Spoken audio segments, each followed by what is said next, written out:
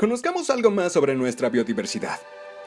Es importante comprender que todos estos factores se relacionan y actúan en forma conjunta. En Costa Rica conviven más de medio millón de especies, que representa el 4% de las especies existentes en el mundo. De este medio millón de especies, un poco más del 70% son insectos, es decir, en nuestro país conviven con la especie humana cerca de 360.000 diferentes especies de insectos. Después de los insectos, los grupos más numerosos son los hongos, las bacterias y otros invertebrados como las arañas, crustáceos, camarones, langostas y entre otros. Los grupos que más se conocen en el país son las plantas y vertebrados, anfibios, reptiles, aves, mamíferos y peces. En estos grupos se ha descrito cerca del 83 y el 81% de las especies estimadas, respectivamente. Las especies terrestres son mejor conocidas que las marinas. Costa Rica es 10 veces más grande debido a que nos pertenecen grandes áreas de mar en ambas costas. Sin embargo, conocemos un pequeño porcentaje de la biodiversidad que allí existe. Nuestros mares guardan riquezas naturales que aún no conocemos y podemos descubrir.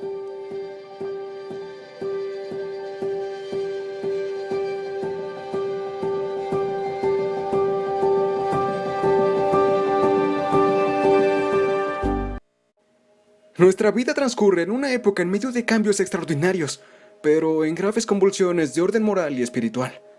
El avance vertiginoso que experimenta la ciencia y la tecnología contemporánea ciertamente contrastan con el desmoronamiento que parece sufrir el compromiso personal y la convivencia familiar y comunal. Conviene reflexionar sobre el rol que debe asumir la familia en la sociedad moderna, ya que ésta representa el primer eslabón del proceso de socialización. La familia constituye en efecto la célula básica de la sociedad. Esta afirmación es recogida en toda su amplitud en la vertiginosa visión del Concilio Vaticano II, al decir: la familia en las distintas generaciones coinciden y se ayudan mutuamente a lograr sabiduría.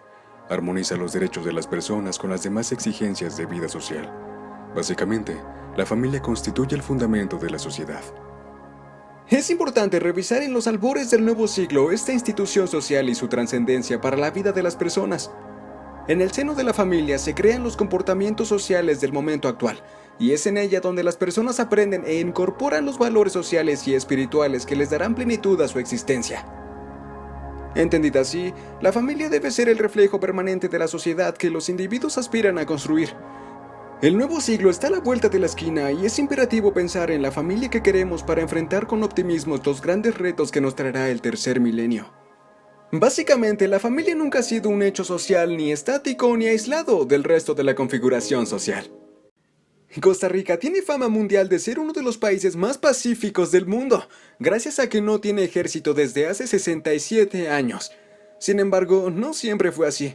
En el año 1948, un señor bajito con cara de bueno lideró una guerra contra el gobierno de turno. Luego instauró las medidas sociales más importantes de la historia del país. Aunque hay críticos, la mayoría de los costarricenses están de acuerdo en que no tener ejército ya es parte del ADN nacional. Durante 1948 se libró en Costa Rica una guerra civil de 40 días, liderada por José Figueres Ferrer, más conocido como Don Pepe.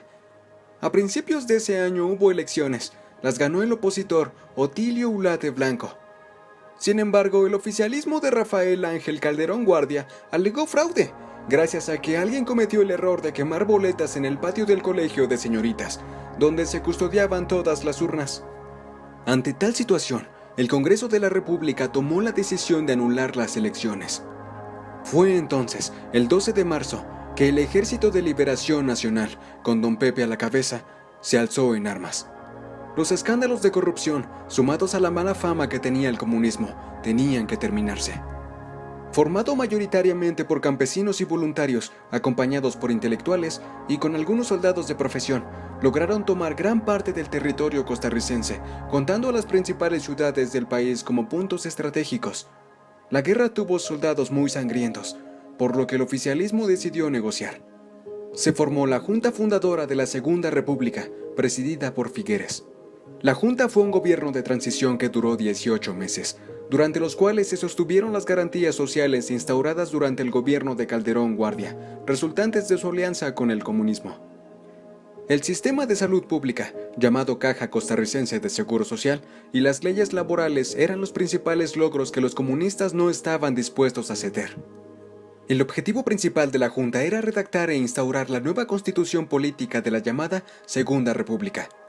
Al final de los 18 meses se le entregó el poder a Otilio Ulate, con ánimos de respetar, ahora sí, la voluntad popular. En ese lapso de tiempo se instauraron medidas sociales aún vigentes y que se han convertido en pilares de la identidad costarricense. La cultura de Costa Rica es rica, reconocible y variada al tener influencias inicialmente de la cultura indígena y europea, posteriormente de la cultura afrocaribeña y asiática.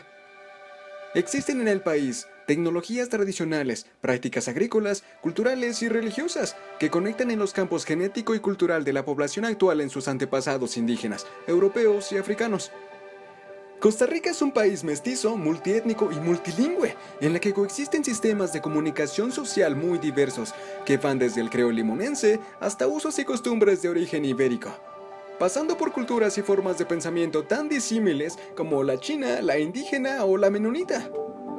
Algunos ejemplos de nuestras tradiciones y costumbres son la máscara tradicional costarricense, la lagarteada, el Día de la Madre, el Día de la Virgen de los Ángeles, entre muchas otras más que son motivos suficientes para seguir amando a nuestro país. En Costa Rica tenemos el privilegio de poner en ejercicio varios derechos. Actualmente en Costa Rica tenemos los siguientes derechos: derecho al sufragio, derecho a la libertad de expresión, libertad de tránsito, derecho a la educación, derecho al trabajo, derecho a la paz, a la ciencia y la tecnología, entre muchos otros más. Hoy celebramos el aniversario número 197 de nuestra querida independencia. En esta linda noche vamos a ver un breve repaso de esta semana cultural, en donde pudimos apreciar toda nuestra querida riqueza natural y cultural, nuestros valores, costumbres y, lo más importante, nuestra familia, que somos todos los costarricenses y de la cual debemos estar sumamente orgullosos. Por eso los invito esta noche a ser parte de esta gran fiesta patria. Muchas gracias por su compañía y no olviden divertirse. Ya saben, pura vida.